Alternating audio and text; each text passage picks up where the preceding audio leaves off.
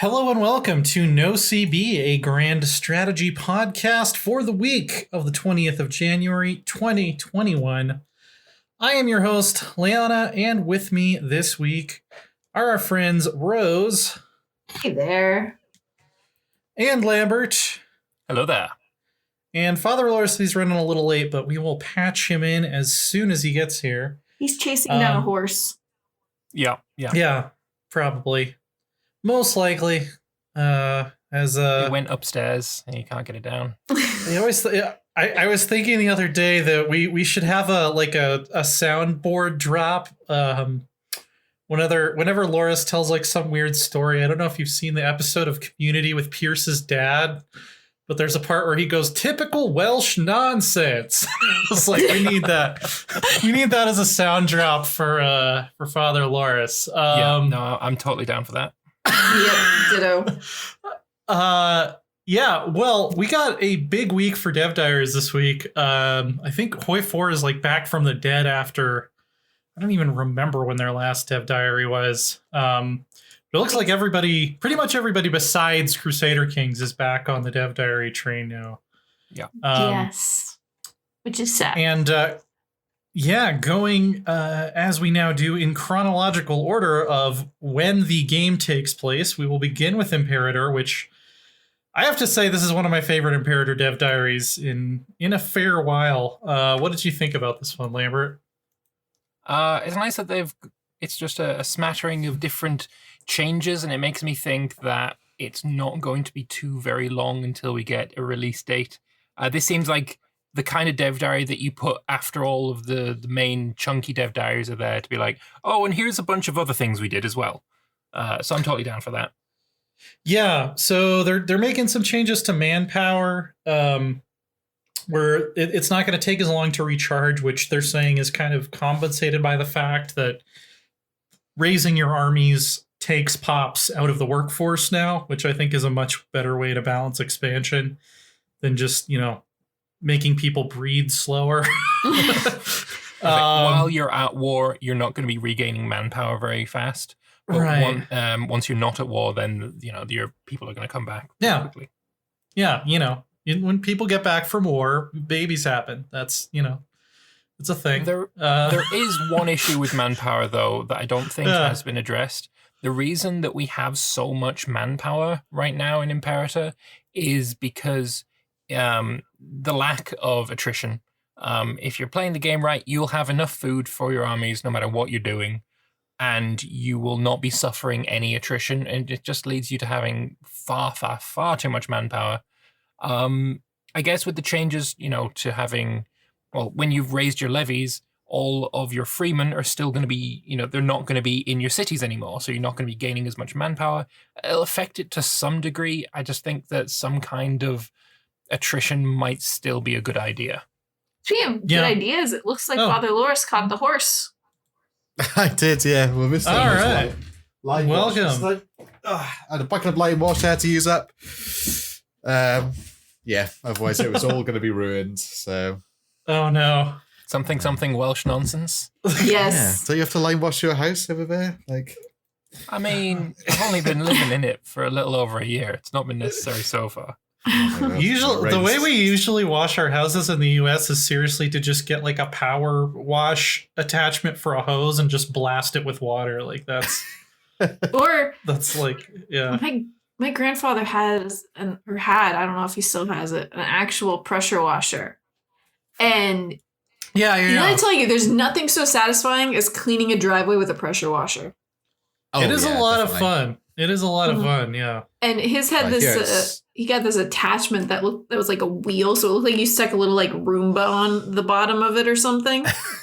And it spun the water in a circle and inside the wheel, but I guess, I don't know, something with the physics of it. It cleaned so nicely.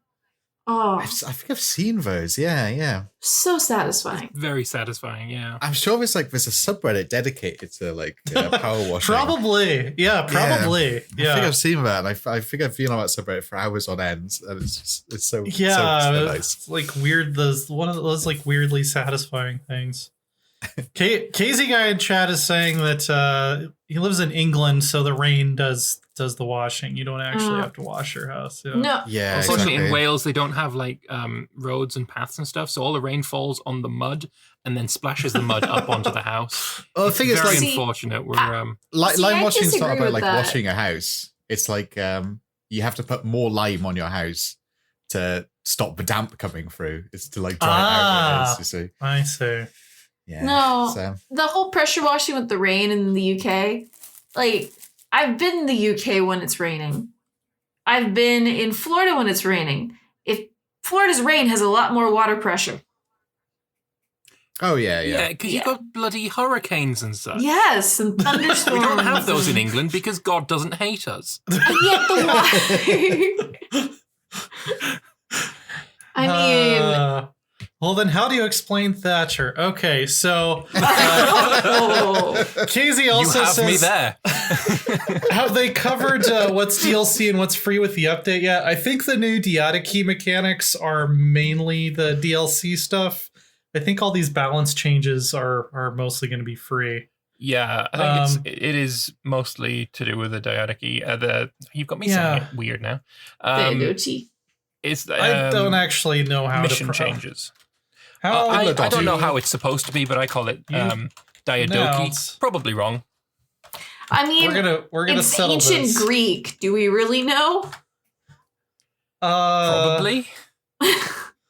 Let's see. So it says in standard British English it's diadochi. So I don't know. Well, that sounds wrong. So I'm not going to actually carry on with the correct pronunciation. Yeah, I don't. Is there a way I- to make it? It'll always be diadochi to me. I think a kai is more like a he sound in Greek, but I'm not sure. Maybe we need someone who has studied. Would this be Ionian Greek? No, we in this don't. time period. We don't. I No. don't know. I'm a linguist. We just need to just wing it every single time. Okay. It's diadochi. Okay. So we're all wrong. Okay. Maybe. Well, we'll just all keep saying it differently, and then you guys can Yeah. just deal with it. Yeah. The other cool thing. We'll have a poll at the end. The other thing I really like from these like general changes is that they're adding some new diplomatic options to the innovation tree. Like there's this sphere of influence thing where countries with fewer than 12 territories that you have guaranteed have a chance over time to offer to become your subject. They're adding league cities as a new subject type. I like stuff like that. I like creating new types of relationships between countries in these, Clausewitz and Clausewitz style games. I think there are lots and lots of relationships between political groups that existed in this time period that are not very well modeled at this point. So,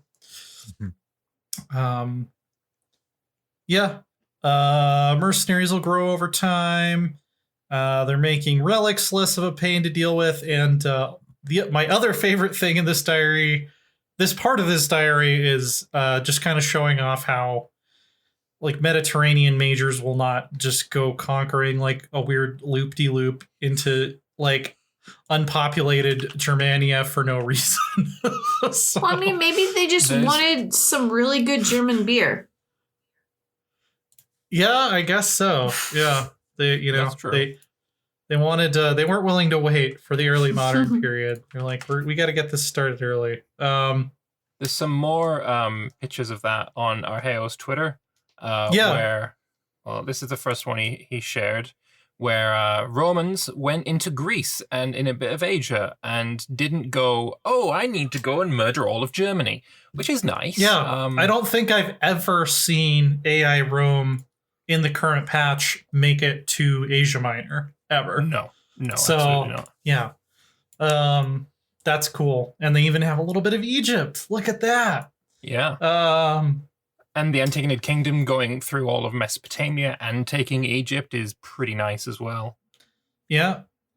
That's a pretty scary. Is that the Gupta Empire? Or is that Maurya? Maurya, that's it. Yeah, Gupta was later. I shouldn't have closed that. And then he's got one here where, again, the Romans are, I'm going to go and take Carthage. Have you ever, in Imperator, seen the AI Rome take Carthage? Once. Only once. Not that I I've never seen it. Yeah. So yeah, that's cool. This is really nice to see. The AI now are more interested in taking their claims, and they're less interested in taking land from tribal nations. So I think that's going to really help the AI actually kind of fulfill many people's ideas on what is supposed to happen. Yeah, absolutely. I'm curious how it will interact with, like, is Rome going to try to conquer Gaul, or are they just not going to care about it? Like Gaul and Iberia, which were conquered by Mediterranean empires in this time period. But they are modeled using, well, it's not exactly the same government. I think they're settled tribes rather than nomadic. But I'll be interested to see how that turns out. This, I think, this next part, I think, is the paid part, which is the Hellenistic Empire mission tree, which is kind of the end game mission tree for the successors of Alexander. I actually like this tree a lot more than some of the other ones they've showed us, particularly because it triggers that gigantic civil war at the end. So it actually gives you something interesting to do when you've basically conquered the known world, which I think was a major problem in Imperator previously. There's another part about the civil wars as well. We saw a little earlier that on Arheo's Twitter, again, if you as Rome want to become a dictatorship and a monarchy, it seems like it's going to be a lot easier to do that now. But in a kind of payment for it being easier, you're going to have to fight a civil war against the people who kind of really, are cool with democracy. So that's kind of it's a lot more flavorful. And for the people who really want to play monarchy Rome or play as the empire, it's now not impossible to do that. Because at the moment it's bordering on it's impossible to do unless you game it and you use quirks that you really wouldn't do in normal play. Mm-hmm. Which is kind of awkward. I feel like, especially for Rome, the democracy was always falling towards empire, and it was the struggle was to keep it a democracy, keep it as the republic. Whereas now it's, if you want to become a monarchy, you actually have to push it in that direction. I kind of like the idea of trying to keep it away from there. Your nation is always going to trend towards despotism unless you actively work to keep it healthy. And I really like that idea. Yeah, which I think was the tendency throughout the Mediterranean in this time period. Yeah. I mean, it happened to Syracuse as well. That was a flourishing republic, and then Agathocles came in and said no. As immortalized in the classic chart topping hit, toss a coin to your tyrant. Yep. Yeah. No. I'd forgotten about that. I had. Oh, no, we have him singing it. Don't we have it clipped? Yeah. That wasn't me singing, though. You sang part of it, yeah. Yeah, you sang part of it. You tried. I mean, you tried. I tried to sing is about as good as you can give me, let's be fair. But like I've said before, like one of my biggest current issues with Imperator is like you need to have more rivals in the late game. That's why it doesn't feel as fun as EU4 in the late game, because you don't have many major rivals. Breaking your country up into two competing factions is certainly one way to do that. I mean, these factions as well for this Macedonian Empire. I mean, you're going to be fighting against the richest part of Egypt, the richest part of Syria and the Levant, and the richest part of Mesopotamia. That is a powerhouse. Like, these are three of the richest parts of the world at this time, and you're going to have to fight it? Yeah. Yeah, that's going to be a tough fight. It is. That'd like all that stuff over in... Whoops. All that stuff over in like southern Persia, it's like, yeah, that's probably just gone. We're probably just gonna have to write that off. Ignore this. Yeah, that's having a this front as well. there. You're gonna be. This is gonna be your front line. Ignore this. Ignore this. Yeah, the mountains you probably hold. Like that's some terrible terrain in every Paradox game, I think. Yeah. I mean, it's nice to defend the mountains. Really like. Outside of that, I said it's nice to defend in the mountains, but aside from that, it is. Yeah. I mean, it depends on who holds these passes. If you're wanting to attack through here, good luck.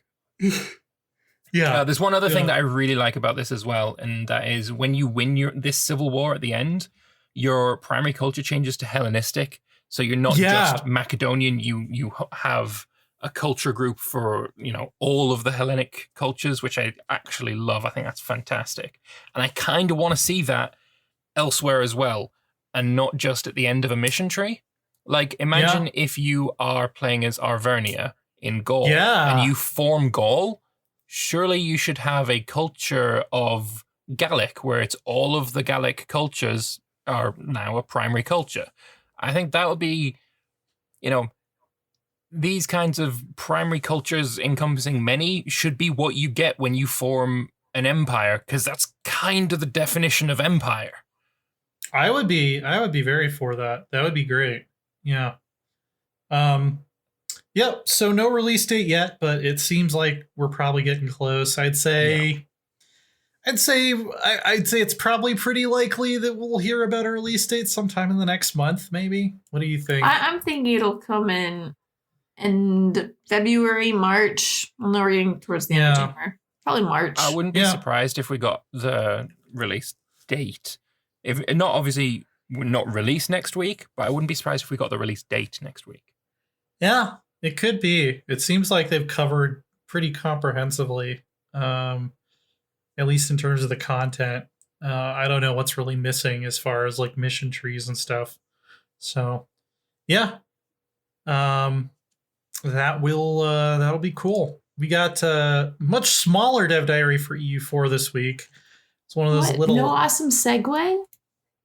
You're slipping. I'm bad at segues. We've established this. I officially retired from segues like 2 weeks ago. We were even streaming this 2 weeks ago, but okay. Whenever that was, I remember one of the recent episodes, I said I'm just not going to even try anymore because I had one that was so bad that I just was like, I should just delete the whole podcast. That was so terrible. Regencies are getting a change in EU4. Your estates are now going to be in charge of your regency. I guess whichever one is most powerful when the regency happens. They haven't said what exactly the effects of having each of the estates as a regent will be, but they have said that, like, if you're playing as the Ottomans, the Dhimmi can become the Regency Council, and like the regent will be of a minority religion, which is kind of cool. See, I'm not quite sure about this because I only pretty much play in China these days, like in Manchu, but like I can't imagine a court regency that is dominated by the merchants in China, which is normally the most powerful faction in China. Like the merchants didn't hold any sway over the emperor, pretty much. Like it was all eunuchs and courtiers and. I think at least during the was it the Ming that like merchants were seen as like the lowest. Yeah. Because they didn't produce anything. Like they were kind of seen as parasites, which is, a little bit based, I think. But just a little bit. Bring back to the Dhimmi though. When have you ever seen the Dhimmi be the most powerful faction? Ever. It has never ever happened. Not unless I was like deliberately trying to convert or something. Yeah, like you would have to go way out of your way. And to do that specifically so that you could get the Dhimmi in power it's just something I don't see happening. As well with the Ottomans, you're probably not going to see too many regencies anyway, because whenever you get a new character, a new heir, aren't they rolled up at like 15 years old or something? And you get a choice of 3. Because of their what's the thing called? The Haram, not Haram. Yeah, no, yeah, Harem, the Haram and harem are two very different things. Yeah,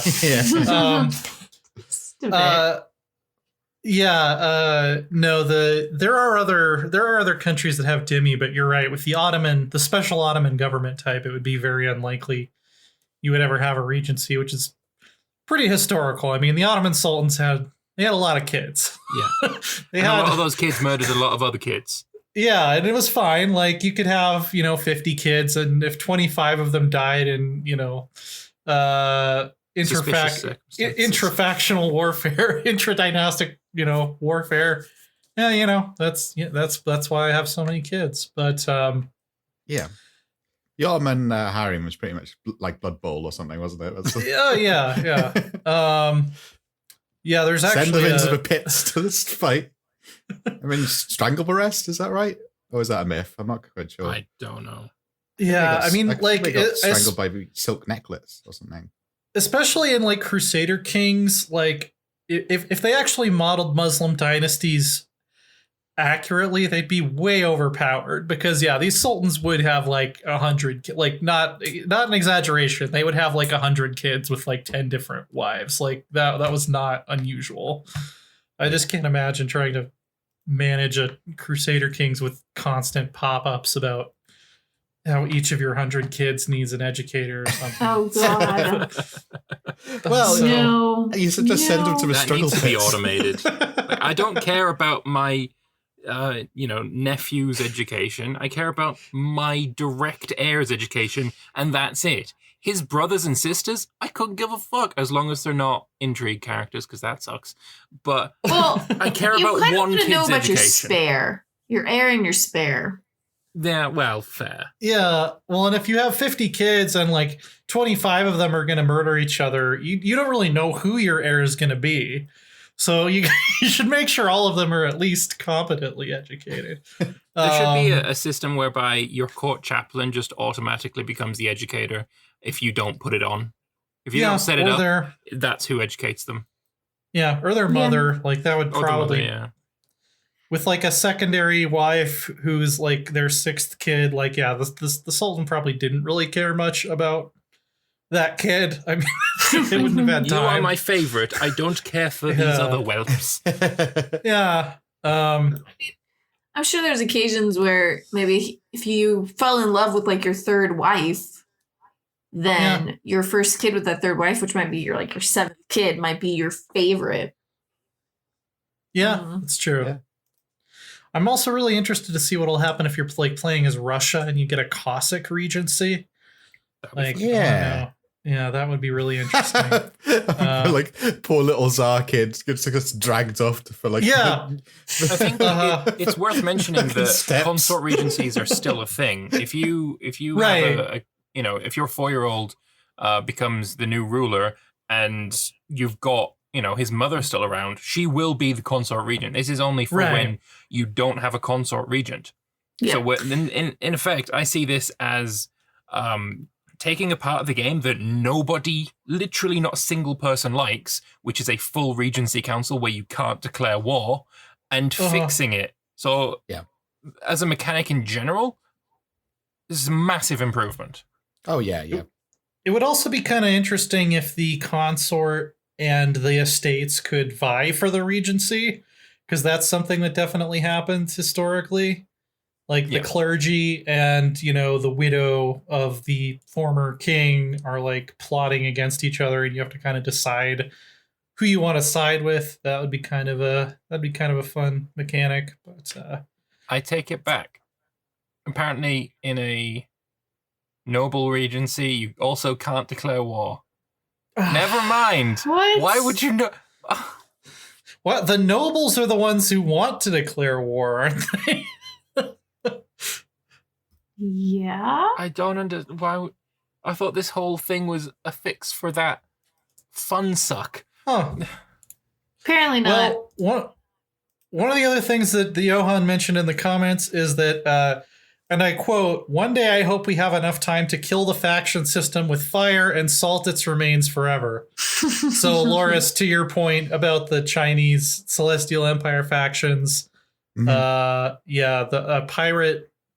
I played a Pirate Nation game recently, and I was like, yeah, the faction stuff is just, it just kind of seems like Estates, but worse now. Like it was introduced in the EU3 China expansion, if I recall. Right. So it's to be fair, they pretty did get rid outdated of mechanic. the Chinese ones in Mandate of Heaven replacing. Right. If you have Mandate of Heaven installed, it gets rid of the old faction system. Yeah. It's a vast improvement. Like you just don't want to play Mafari to a Mandate of Heaven because it is. Yeah. Oh yeah. So it is rubbish. Yeah. I quite like the system. I was never a big fan. Estates I was a big fan in EU3. I was a big fan because like that, that was. Well, that's the thing is like, I think other than the fact that they gain power at the expense of each other, which is something I could see being interesting for Estates. I think Estates can do all of the good stuff that the faction system can do, but they can be more flexible. So yeah, I don't necessarily see a reason to have factions now that Estates have been reworked to a point that they basically can serve the exact same functions, except they can also do other stuff. They're multifunctional. You also have the Crown Land as well, as part of the estate system, which is it's really good. Yeah, that's almost like the Loyalist faction. I loved the Loyalist faction in the CK2 Game of Thrones mod. Bring Loyalist factions into CK3. I thought you were going to say Tropico, Ben, for some reason. Bring back them too. I want my cult personality back. Tropico fix there or something. Yeah. Tropico. Build golden statues of my ruler. Victoria 3 to Tropico series. Victoria 3 to Tropico 5 save converter. Yes. Yeah. A man can dream. I want to. You start a Pirate Republic and play it like Tropico 2. I only want that save converter because it implies that Victoria 3 exists in this scenario, and I want that quite a lot. Well, I had almost forgotten that Hearts of Iron 4 exists, but apparently they still do. I think let me actually see when the last dev diary was before this week. Other than like the holiday one. Oh, did you have something more to say about EU4? No, I just for the people watching on stream. I actually don't have the Hearts of Iron music on my new PC yet because it's been so long since we had a Hearts of Iron dev diary. I know. So what was make do with Hearts of Iron music. dev diary? The last Hearts of Iron dev diary was October 21st. So it's been like 3 months. 3 months since we had a Hearts of Iron dev diary. And those 3 months have felt like 6. I mean, anything in 2020... You could just multiply it by like 3 or 4 to get how long it actually felt. Well, except for the month of April. The month of April just disappeared. It was gone. 2020 is like it's like temperature. There's what the temperature is, and then you have to factor in the wind chill. 2020 is wind chill. That's a great description, actually. Yeah, how it feels. Yeah. Versus what the it's -5, but it feels like -13. Yeah, I like that. I like that a lot. Yeah. So they are working on the next DLC. They say it's going to be really cool. They've said nothing about it so far, but that we'll find out soon. The info we did get is that our friend Podcat likes statistics, and as per usual, he released some player number statistics for us. Monthly active users for Hearts of Iron 4 just keep going up and up and up. I'm always amazed every time they release numbers for it. I can definitely understand it. It's not exactly my game though, so I don't know. Well, here's the thing. I think it appeals to an audience that other Paradox games just don't. I think it pulls in the hardcore World War II nerds and like the war game nerds, which are overlapping but not the same as grand strategy nerds. Like I know people who do not like Crusader Kings and who do not like EU4, but Hearts of Iron is like their jam. So Yeah, it's like the type of people who were like complaining about NATO counters not being in the game at launch. It's that that group of people, which is a pretty significant group of people. Weirdos who would do such a thing. Yeah, we're very normal and they're weird. Yeah, exactly. And look at the top played mods. Just like they have no taste. 10% of them play Road to 56, which is, not very good. I have never played Road to 56, actually. I have played Kaiserreich and I have played Millennium Dawn. And that's it. Kaiserreich's very good. I've played most of these. I've played Kaiserreich. I've loaded up TNO. I have not put a significant amount of time into it. I didn't want to touch. Oh, go for it. I thought it was terribly disappointing, TNO, when I played it. Oh, really? I really hated the UI, and I thought it was kind of a bit railroady, and it was like I've heard it's very, very, very event driven, like even more than Kaiserreich is. Yeah, it's just so many very, very long events, and the writing's not very good. Oh, really? Yeah, it was just. I want to give it more of a chance at some point. Millennium Dawn, I don't want to touch with a 10-foot pole. Yeah. Old World Blues I really enjoy though. Great War I haven't gone back to in a while. I'd be curious to see where they're at. But the funny thing about Millennium Dawn is you can like sponsor coups in other countries, and most of the time they're like sort of generic portraits, right? But one of them was the old Chancellor of the Exchequer, Rishi Sunak. Sanjid Javid, right? Which is a British Chancellor of the Exchequer. It's a generic portrait. But he ends up being like the ruler of like Egypt and like Palestine. Is like Sanjid Javid becomes like world leader of like hundreds of countries because he's a generic portrait for some reason. That's hilarious. I wonder how they picked the people that they modeled the generic portraits on. Like who probably should have taken a little bit more care. Though. Yeah. Who is the El Generico, the Latin American guy that everyone calls El Generico? Who is he in real life? Oh, was he modeled on someone? I don't know that. I know he was modeled on a real person, but I keep forgetting who he actually is modeled on. Speaking maybe of like, somebody in chat knows. Like I remember in Tropico, going back to Tropico for some reason, like there was a like a professor who was pretty much the spitting image. It clearly was based on a picture of the Archbishop of Canterbury at the time, Rowan Williams, for some reason. And like he was just like a weird, crazy scientist. It's like that's Rowan Williams. Like why is he like a mad scientist? Maybe someone had opinions on the Church of England. So the Church of England's just gone into wild mad science for some reason. Why not? Meneth is saying that TNO is a visual novel pretending to be a war game. Aztec Face 09 is saying it's a choose your own adventure story. Also their favorite mod by far. So yeah, that's the impression I've gotten from people who have played it, is that it's much more a like you're picking event options that are going to put you down a very clear path sort of thing. Yeah. See, I wouldn't mind that if the writing was a bit better. Yeah. Well.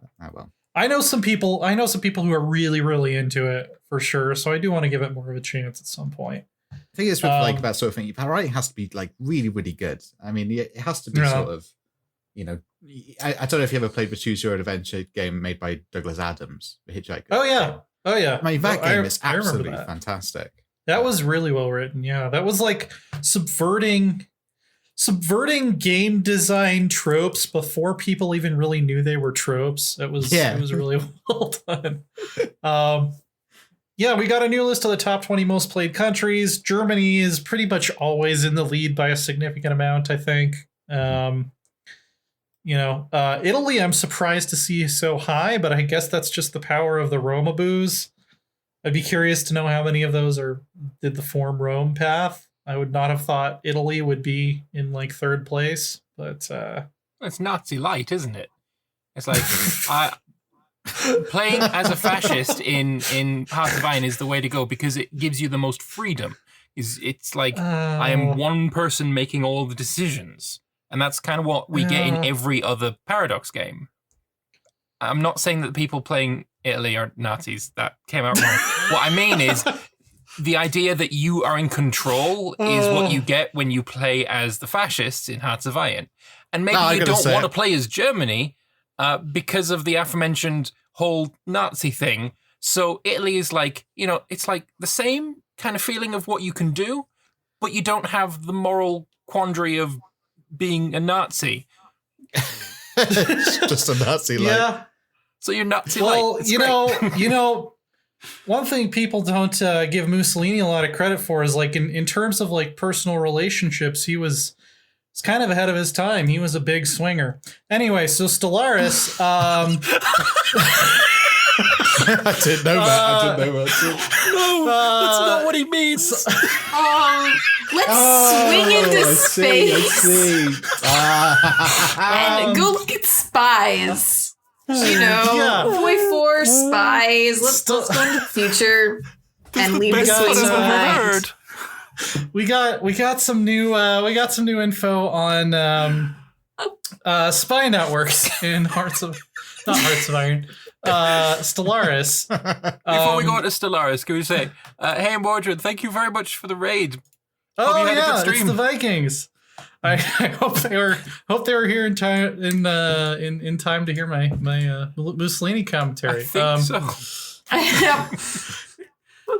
Yeah, Stellaris, spy networks are a thing now. They're one of the major ways you're going to get intelligence on other empires, which we saw, how that would work in some previous dev diaries, but there was like a big redacted. Apparently, that was spy network progress.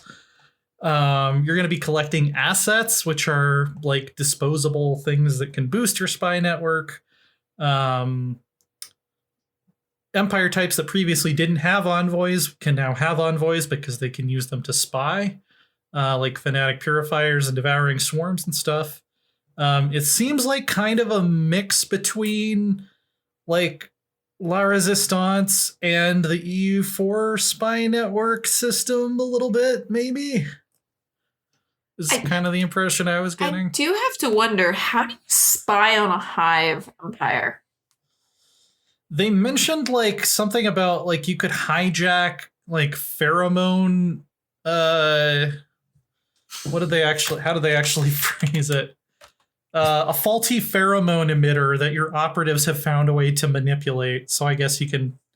But does every hive use pheromones? I don't know.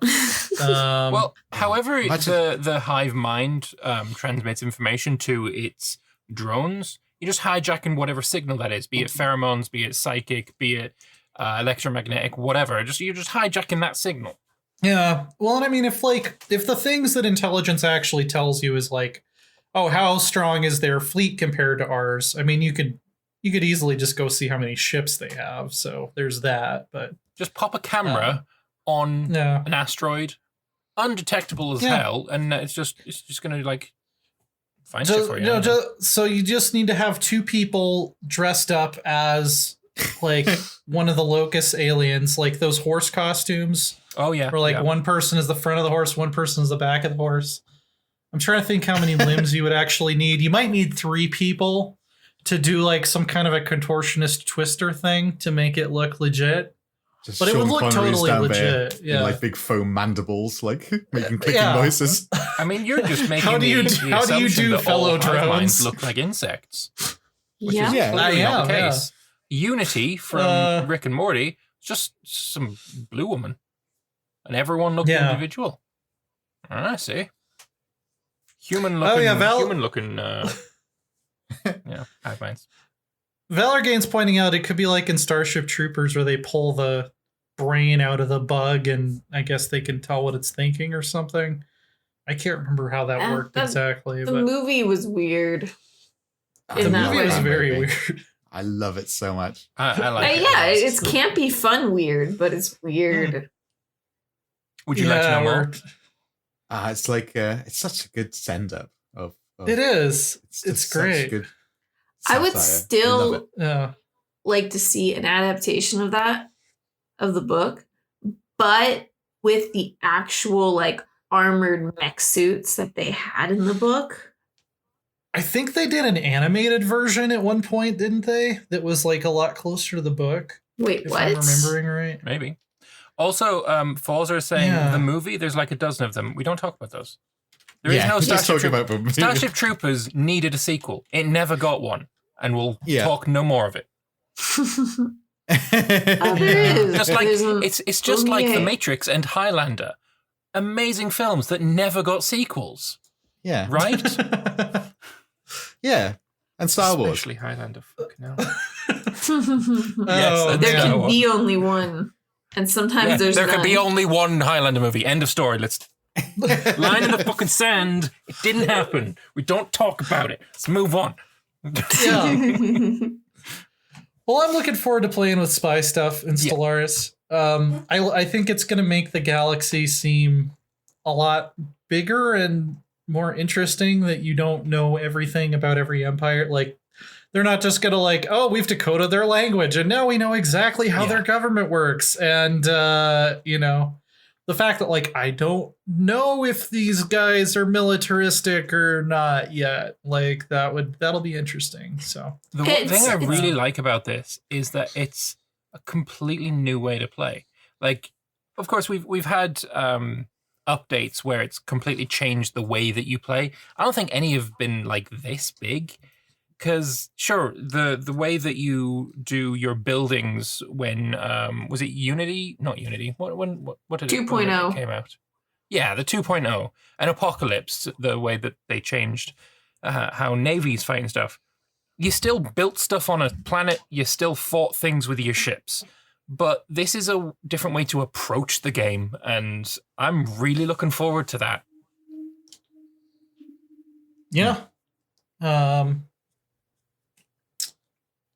What were you going to say, Rose? I wasn't going to say anything. Oh.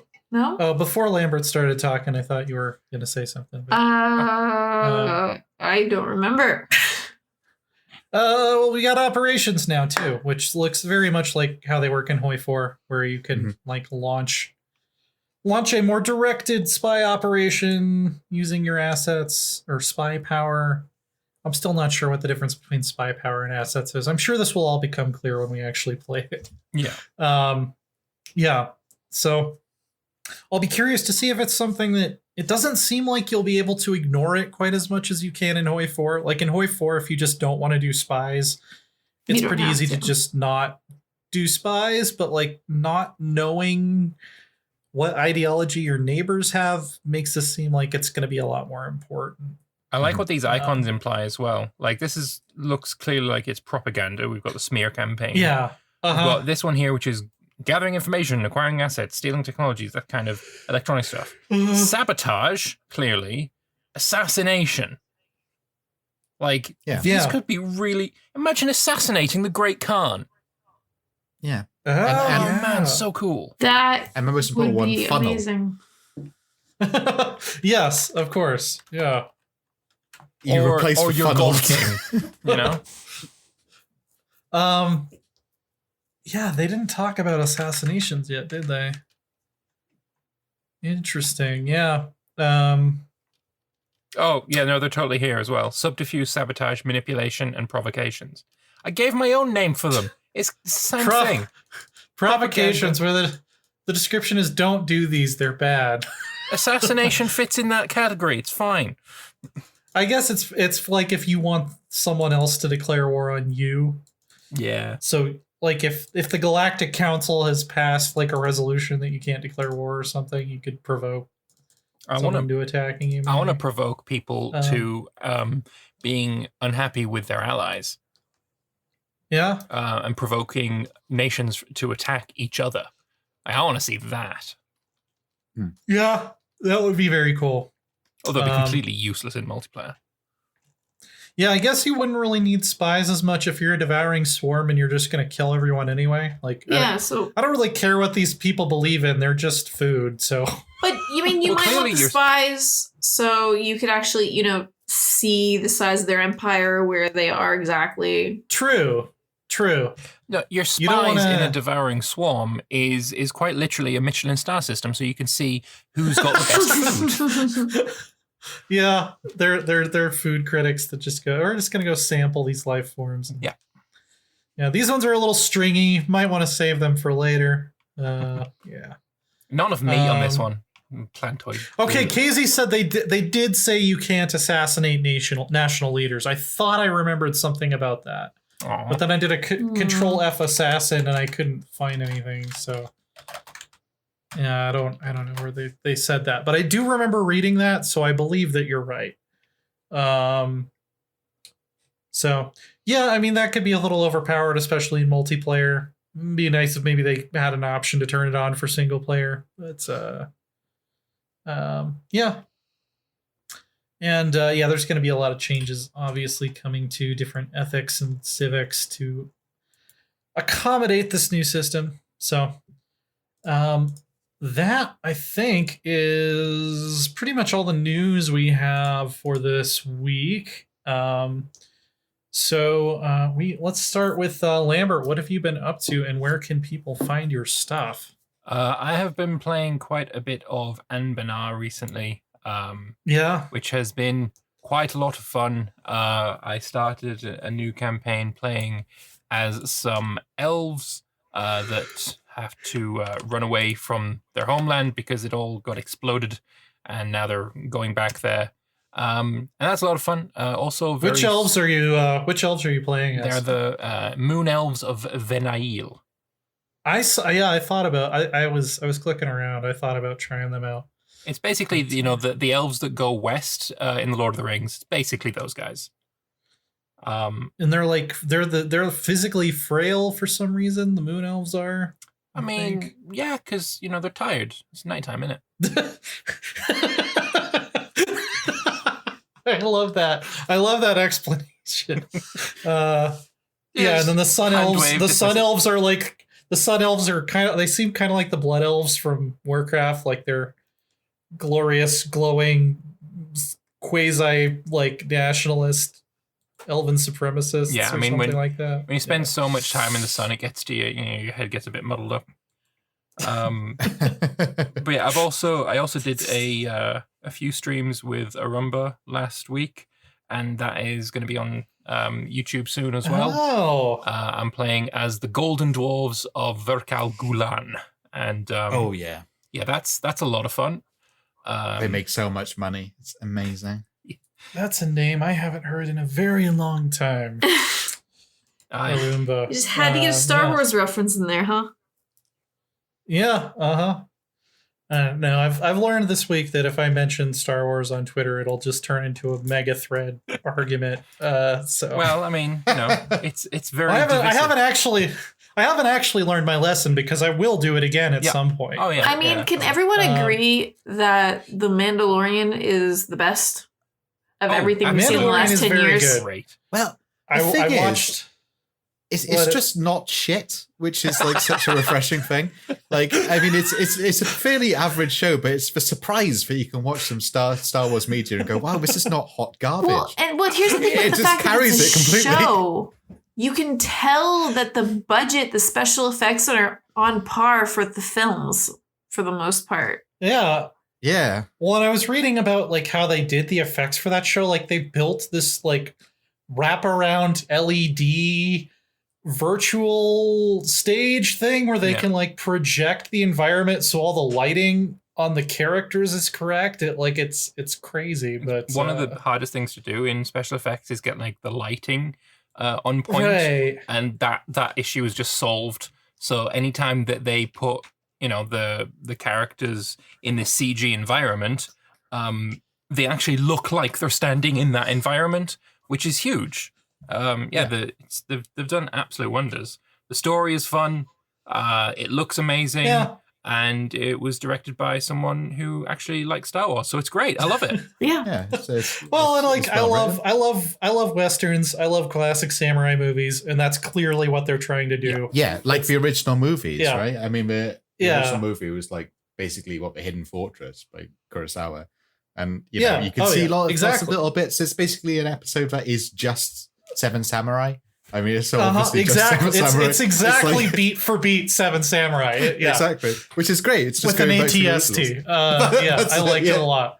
Yeah, Seven Samurai didn't have a giant robot in it, unfortunately. But we fixed that now. That's in the sequel that we don't talk about. The Eighth Samurai was a robot. Oh my god! No, it's in the Western remake or something. Yeah. Seven Samurai starring Tom Cruise. Oh, The Last Samurai. Oh my god! Don't remind me of that movie. I actually kind of like it. I hate it. The best thing about it is that Billy Connolly's supposed to be trying to be Irish with a thick Glaswegian I feel like we've gone over this on the podcast before. Yeah, I think we have definitely made fun of Billy Connolly's Irish accent before. He pretends to do an Irish accent in Boondock Saints as well. Yeah. Does he? Yeah. Does it sound Glaswegian by any chance? It's pretty bad, but the movie is amazing, so I don't care. Rose, what have you been up to and where can people find your stuff? Moving into my new house. Yeah. That's going to be me next week. Fun. Our dining table finally arrived yesterday and our sofa today, and I think that's pretty much about it. But I do have recorded, and it's being edited, a Crusader Kings 3 video where I check out the Lord of the Rings mod, which is currently in its infancy stages, but is looking promising. Yeah. So I play as good old Saruman and have a rip-roaring good time, because he starts as a seducer for some reason. I was playing it today, Alexa Rambler, and I saw that he was a seducer. I'm like, hang on, what? No. I need some work before I'd be really into trying it for sure.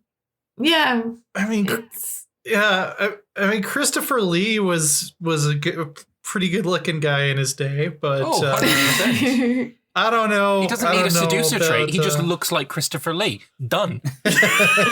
Yeah, that would be more the attractive trait, I think, than he'd need one perk in it. Seducer. The accent. Done. I'm pants down. Come on, let's go.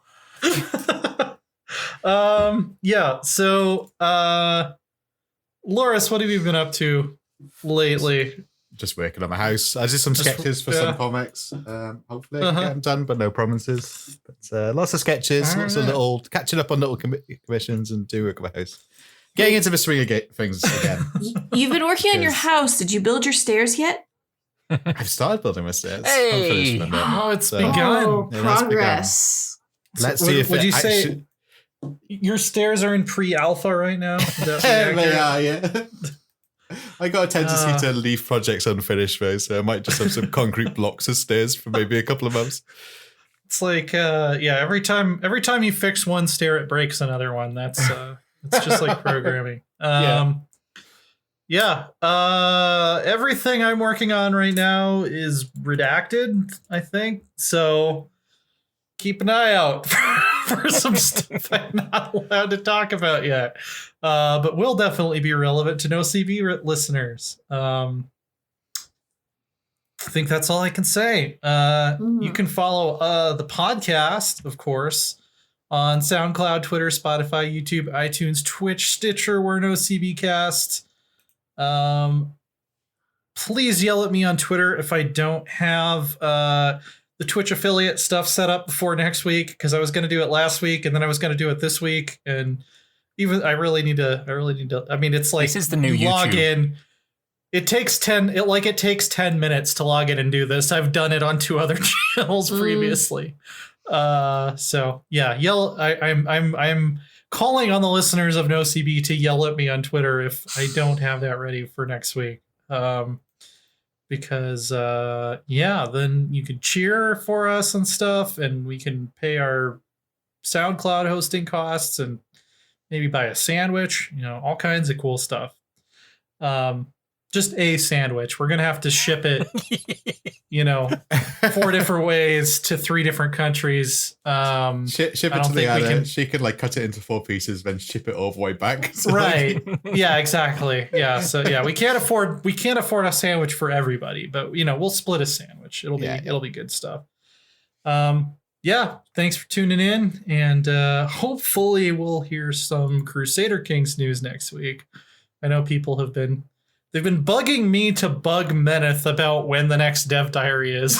Like, I don't want to harass the developers, but yeah, I think Meneth was in chat earlier, so we're all eagerly awaiting it. Something we don't.